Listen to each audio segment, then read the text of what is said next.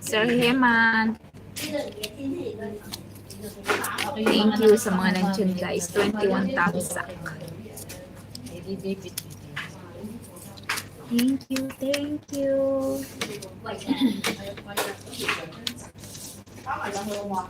Ano ulam po yan, Joem? Wala pa kaming food eh. Mamaya pa kami bibili. Kasi ang lunch time dito kasi talaga ano eh, 1 or 1:30.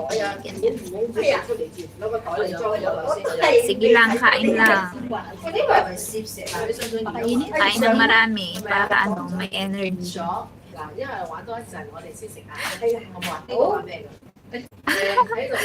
Paras tayo 16, wala pa tayong ulam.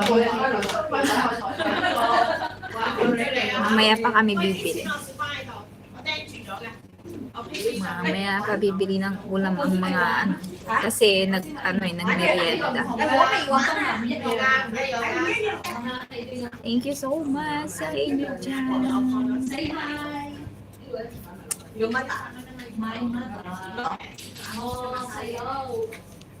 Salamat po. Niligpit na nila yung mga laro-laro. Oo, mamaya kasi ang kain talaga dito nga yung iba, pag Chinese talaga 2 PM, 3 PM, ganyan yung lunch nila.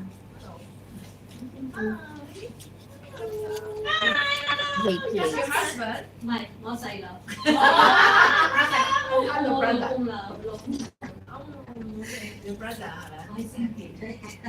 Magsasaing. Kami kasi hindi pwedeng magsaing dito sa church kasi i-renovate. So, bili-bili muna sa labas. Para na rin, wala nang hugasin. Walang hugasin, relax lang. Salamat po sa mga dumaan, sa mga nagtamsak. Thank you so much, guys.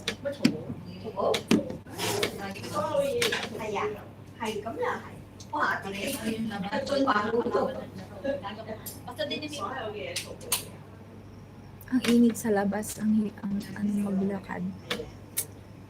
Kasing init na dyan. Oo, basta muna. Kasi 16 nagmerienda ng halos kakatapos lang. So, busog pa. Thank you po so much sa inyong lahat. Makulimlim.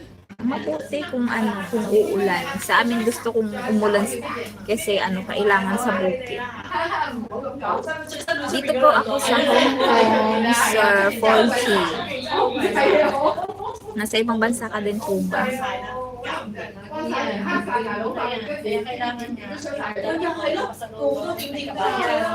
May bagyo. Mabuti naman. Kasi ang mahal ng krudo. Kawawa naman ang mga farmers na katulad natin. Taiwan po. 40 hectare. Wait lang, di ko makita eh. Taiwan? Pabrika?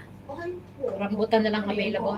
Ganda dyan sa Taiwan. Nag-apply ako ng Taiwan nun, kaya lang Hindi ko abutin. medyo hindi inabot ng age.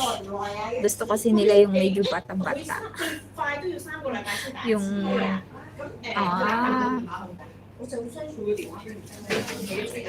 nag-apply ako dyan noon, 30 years old. Hindi ako kasi gusto nila mga lang bata, mga 26, gano'n. Wala na. Pero gusto ko din mag-work sa Taiwan. Late na kasing nag-abroad. So, ayan. Hong Kong ang bagsak. Hindi na pabrika. Bahay na. Pero okay naman kasi tumagal naman tayo dito sa ating sa sipag. Sa Nueva Ecija po ako, sir, for